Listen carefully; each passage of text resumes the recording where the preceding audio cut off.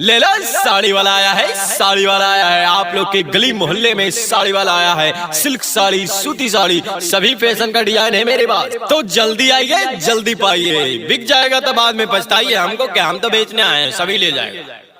आई पप्पा, ये तो हमारे ला भरवा है। आगे माई तो हमरे घर वाले ने हार ले। आगे माई वो देख लेती तो एक नतीजा नहीं करती।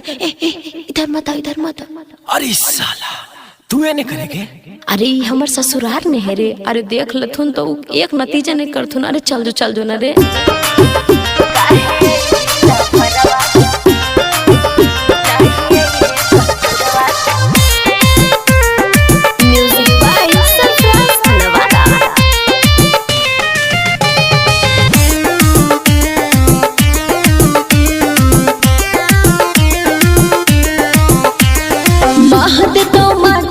चलता जे पता पिया जी के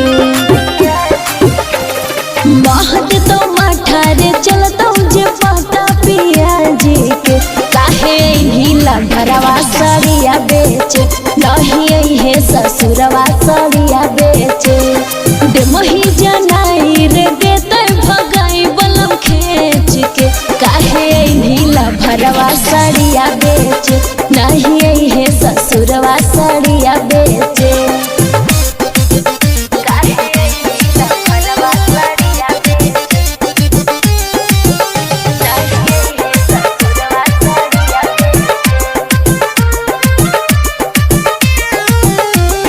साइकिल के कर दे तो पंचर चाका, फेरी लगावे छड़ा दोसर इलाका। साइकिल के कर दे तो पंचर चाका, फेरी लगावे छड़ा दोसर इलाका। करी बदनाम छोड़ा हमरा रे, तू तो रह जइमे बेसे। करी बदनाम छोड़ा हमरा रे, तू तो रह जइमे बेसे।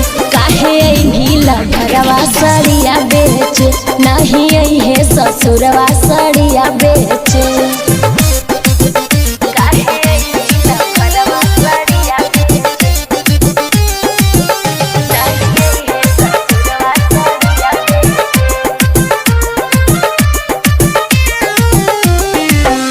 छुछुंदर के बुद्धि ला भरवा, काटो ही चक्कर की हमरे ही घरवा।